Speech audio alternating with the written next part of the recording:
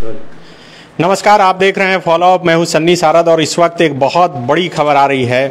खबर ये है कि बीजेपी ने झारखंड में चुनाव प्रभारी नियुक्त किया है। दो प्रदेश चुनाव प्रभारी नियुक्त किए गए हैं। एक केंद्रीय मंत्री शिवराज सिंह चौहान और दूसरा असम के मुख्यमंत्री हेमंत बिस्वा शर्मा को प्रदेश चुनाव प्रभारी झारखंड में बनाया गया है। आप सब ने देखा कि झारखंड में लोकसभा चुनाव में बीजेपी का क्या प्रदर्शन रहा। 9 सीट पर बीजेपी और एनडीए के जो उम्मीदवार हैं वो विजयी हुए। इसके अलावे 5 जो खास करके एसटी रिजर्व सीट थे, उन सीटों पर बीजेपी के उम्मीदवार को हार का सामना करना पड़ा।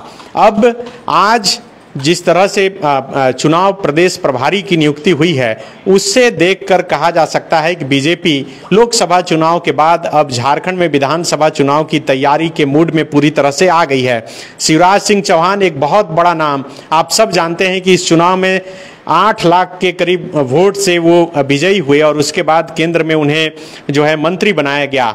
जब वो खुद सीएम थे तब मामा के नाम से उन्हें बुलाया जाता था और कितनी उनके नाम पर जो है ख्याति थी। लोग जहाँ कहीं जाते थे, महिलाएं खास करके उनसे जुड़ती थीं।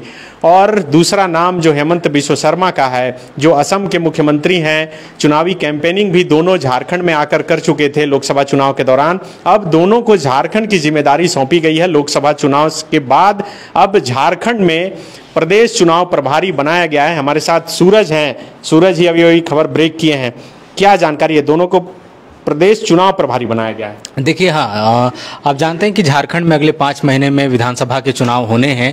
उसकी तैयारियां भी चल रही हैं, पार्टियां तैयार है और केंद्र में जो पार्टी है सब अपने अपने स्तर से तैयारी कर रही है।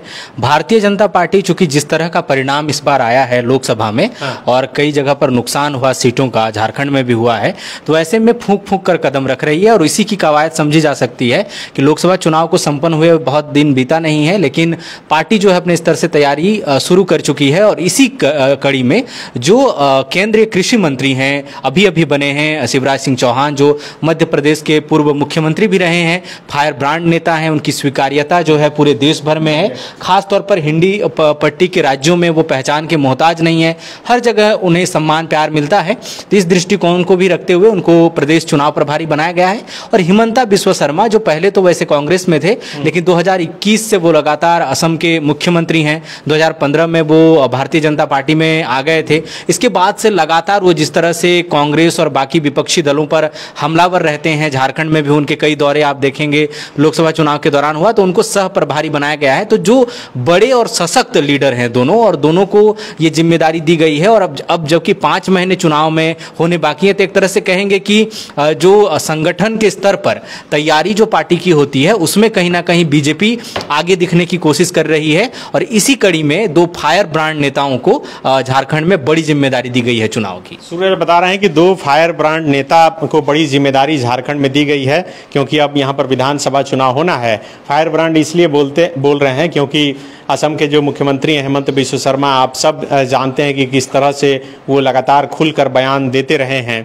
हालांकि शिवराज सिंह चौहान जो है थोड़े सॉफ्ट नेचर के हैं और बहुत लोगों के बीच रहते हैं, और यही वजह है कि इतने वोटों से इस चुनाव में विजयी होकर आए हैं। पांडे जी, बताइए कि दोनों कुछ प्रदेश चुनाव प्रभारी बनाया गया है। यहाँ से प्रदेश प्रभारी लक्ष्मीकांत वाजपेयी पहले से हैं, वो रहेंगे। उनके अलावे ये दोनों प्रभारी सिर्फ चुनाव के लिए नियुक्त किए गए हैं। हाँ, ये चुनाव प्रभारी हैं, वो संगठन प्रभारी हैं। हाँ। आप वो प्रदेश प्रभारी जिसको कहते हैं वो है। तो इसमें जिस तरीके से शिवराज सिंह चौहान और को प्रभारी नियुक्त किया गया है और हेमंत बिस्वा शर्मा को सह प्रभारी, तो एक नरम और एक गरम दल का तैयारी की गई है। अच्छा। और ये बात तो अब समझ में आ रहा है कि एक ओबीसी समाज से हैं और एक अपर कास्ट से हैं, तो इन दोनों का समीकरण साधने की कोशिश हो रही है। लेकिन जो आज 4 राज्यों में मतलब जातीय समीकरण के आधार पर भी किया गया। हाँ। एक बार फिर से दोनों का बताइए तो। जैसे हेमंत बिस्वा शर्मा अपर क्लास से आते हैं, हाँ। शिवराज सिंह चौहान ओबीसी कैटेगरी से आते हैं। हाँ।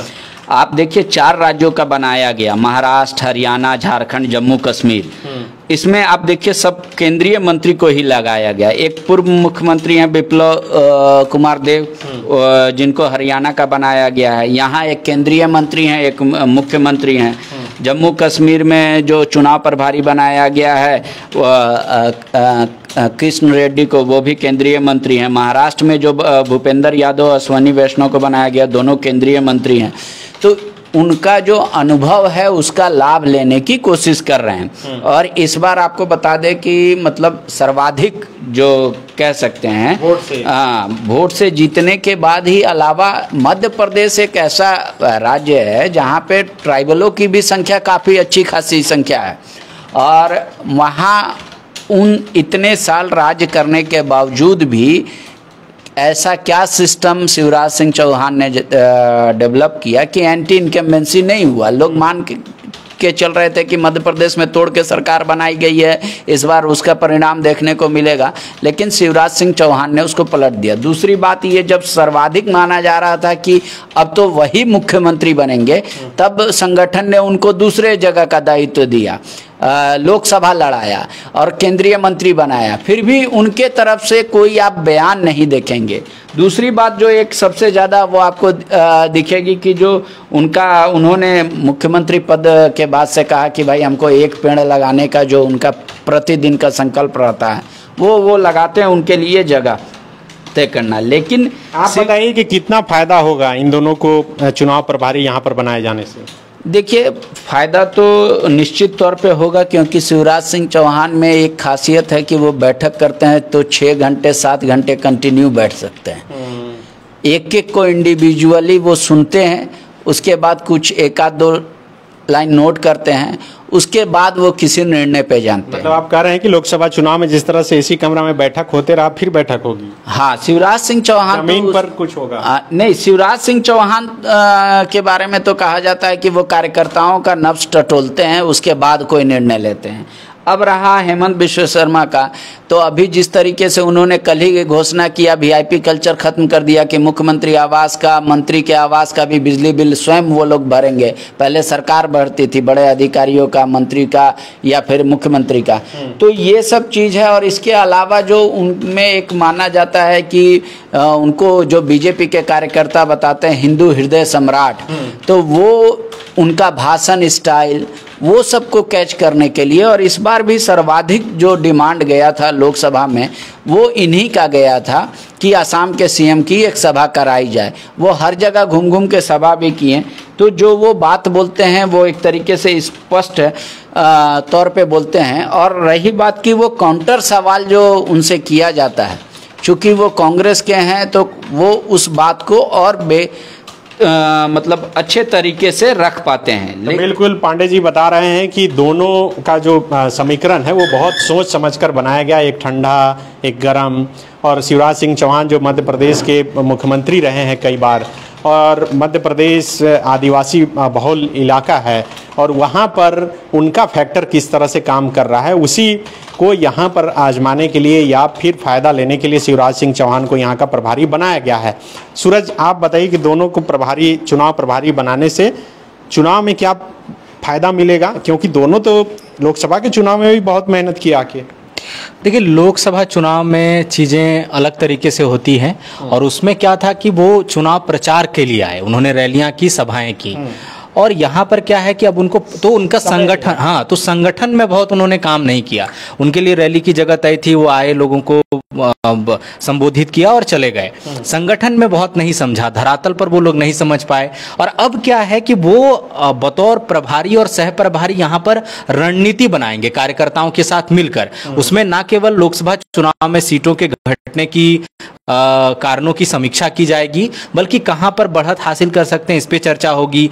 कौन से कार्यकर्ता को कहां जिम्मेदारी दी जाए, कौन सा नेता कहां पर फिट बैठेगा, कौन सा पदाधिकारी अच्छा काम कर रहा है, कहां पर कामकाज ठीक नहीं हुआ। तो उनके पास पूरे 5 महीने का वक्त है ये सारा कुछ तय करने के लिए, विचार विमर्श करने के लिए। जो झारखंड इकाई है जो बीजेपी की, उसके शीर्ष नेतृत्व से लेके नीचे तक में। और आप जैसे कि पांडे सर बता रहे थे कि वहां पर जो शिवराज सिंह चौहान है, उनको उनकी हिंदी पट्टी के राज्यों में स्वीकार्यता है। आप झारखंड के किसी भी जिले में जाकर किसी से भी पूछेंगे शिवराज सिंह चौहान का नाम, तो ऐसा नहीं है जो नहीं जानता होगा। ऐसा ही हिमंता बिस्वा शर्मा के साथ है कि हिमंता बिस्वा शर्मा जिस तरह के नेता हैं, जिस तरह के बयान देते हैं, जिस तरह के भाषण देते हैं, जो वक्तव्य देते हैं और जितना आक्रामक विपक्षियों पर रहते हैं, तो निश्चित तौर पर उनके बारे में भी लोग बहुत जानते हैं, तो बहुत जानने समझने की जरूरत नहीं पड़ेगी उनको।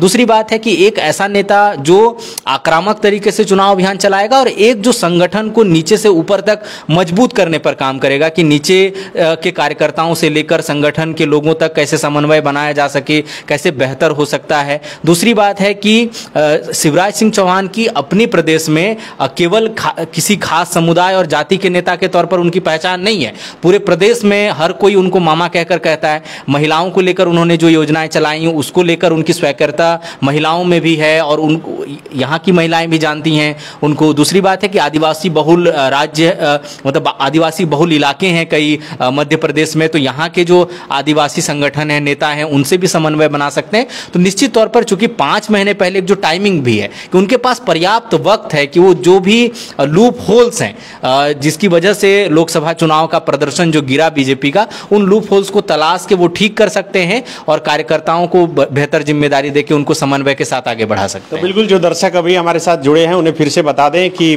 झारखंड में अब लग रहा है कि बीजेपी जो है विधानसभा चुनाव की तैयारी में जोर शोर से जुट गई है और इसी कड़ी में 2 नए चुनाव प्रदेश प्रभारी नियुक्त किए गए हैं जिनका नाम है शिवराज सिंह चौहान और हेमंत बिस्वा शर्मा। आप क्या सोचते हैं इन दोनों के प्रभारी बनाए जाने पर, खास करके चुनाव को लेकर झारखंड में कितना फायदा होगा? कमेंट करके बता सकते हैं।